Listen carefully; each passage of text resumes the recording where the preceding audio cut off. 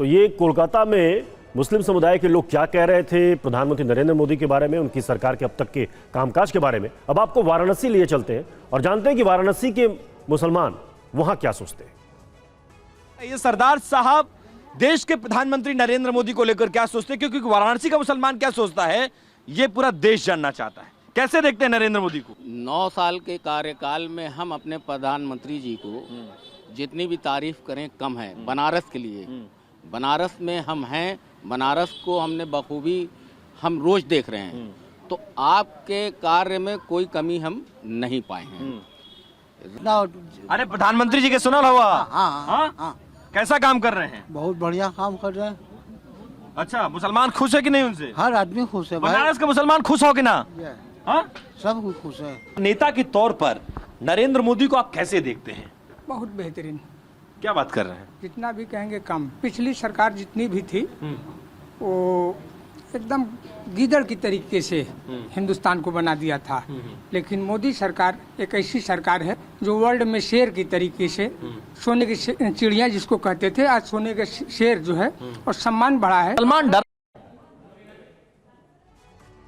तो देखिए, देश के आम मुसलमानों में प्रधानमंत्री नरेंद्र मोदी के लिए, मौजूदा सरकार के लिए जो भरोसा है वो इस बातचीत में साफ नजर आता है, चाहे सहारनपुर हो, चाहे बंगाल के मुसलमान हो या फिर बनारस के मुसलमान। अब निजेश अवस्थी जी, ये बातचीत आपने सुनी, ये भरोसा आपने देखा, फिर भी गाहे बगाहे बीजेपी के कुछ नेताओं की तरफ से इस तरह के स्टेटमेंट दिए जाते हैं। आप ये बात मानेंगे कि जिससे बीजेपी पर एंटी मुस्लिम पार्टी होने का ठप्पा लग जाता है। इसको भी दूर करने की जरूरत है ताकि इस विश्वास को, भरोसे को और बढ़ाया जा सके प्रधानमंत्री नरेंद्र मोदी की सोच के मुताबिक।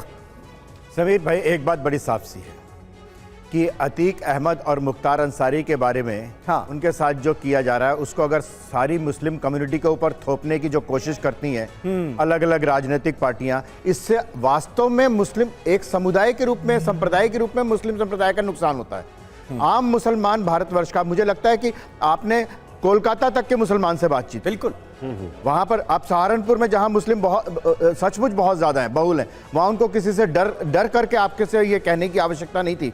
बनारस की फिर भी मैं मान सकता हूं, चलो वहां प्रधानमंत्री की चुनाव क्षेत्र है, लेकिन कोलकाता और सहारनपुर में कम से कम डर के नहीं बोल सकता। हाँ, ये जरूर है कि आपके ऊपर ही आरोप लग सकता है कि गोदी मीडिया और ये सब कुछ, लेकिन बात बड़ी साफ सी है कि जब आप मुसलमानों की पिछले 60-70 वर्षों से, खासतौर से आज़ादी के बाद जो उनकी स्थिति है, उस पर अगर आप कुछ नहीं बोलना चाहेंगे, उनको सिर्फ एक वोट बैंक के रूप में।